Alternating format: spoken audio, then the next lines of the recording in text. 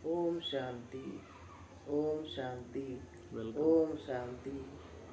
मेरे तरफ से सब जन को मेरा प्रणाम। मैं शिरडी साईं बाबा का सेकेंड पैराग्राफ मैं पढ़कर सुना रही हूँ। ओम शांति, ओम साई राम। वर्ष 1963। स्वामी मुझे बुलाते हैं। ये फर्स्ट अध्याय में सेकेंड पैराग्राफ है। वर्ष 1963 में मेरे बड़े भाई श्री वेद व्यास ने मुझे अपने शिरडी आगमन पर आमंत्रित किया। यद्यपि मुझे उस समय संत महात्माओं पर बहुत कम विश्वास था, तथापि मैंने अपनी स्वीकृति केवल उनका साथ देने का उद्देश्य से दे दी थी।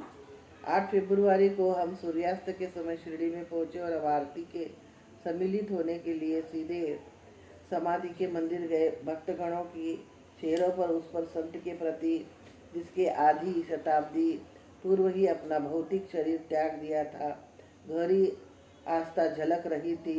यह मेरे लिए आश्चर्य का विश्वास था। कुछ ही क्षणों के पश्चात भक्तगण तितर बितर हो गए। पवित्र स्थल पर पूर्णता खाली दिखाई दिया। मेरे भाई ने मुझे समाधि स्थल पर निकट से दिखाया और बताया कि श्री साईं बाबा ने नश्वर अवशेष इसमें ही रखे गए थे।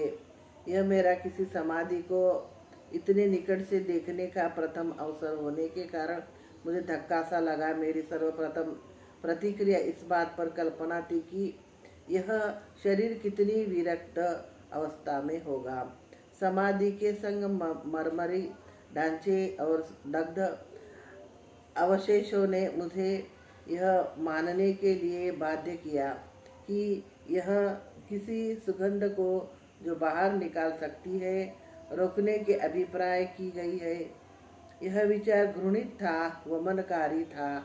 मैंने शीघ्र ही अपने भाई से आज्ञा दी और मैं इस आघात के परिणाम स्वरूप भोजन भी नहीं कर सका और कमरे में सो गया। दूसरे दिन प्रातः मुझे तीव्र भूख ने जगाया। मैं सीधे मद्रास होटल की ओर चला। जब मैं समाधि मंदिर से गुजर रहा था, प्रातःकालीन आरती समाप्त हो गई थी। स्थान प्राय खाली था। समाधि के ऊपर बनी संगमरमर की प्रतिमा ने मेरा ध्यान आकर्षित किया और मैं उस रूप को सर्वेक्षण करना चाहता था, जो निरंतर अनेक भक्तगणों को मोहता आ रहा है। मैं अंदर उतरा और प्रतिमा से कुछ दूरी से खड़ा हो गया तथा गौर से देखने लगा। यह प्रतिमा मुझे बिल्कुल जीती जागती लगी। ओम साई राम। नमस्कार। लाइक करें, शेयर करें।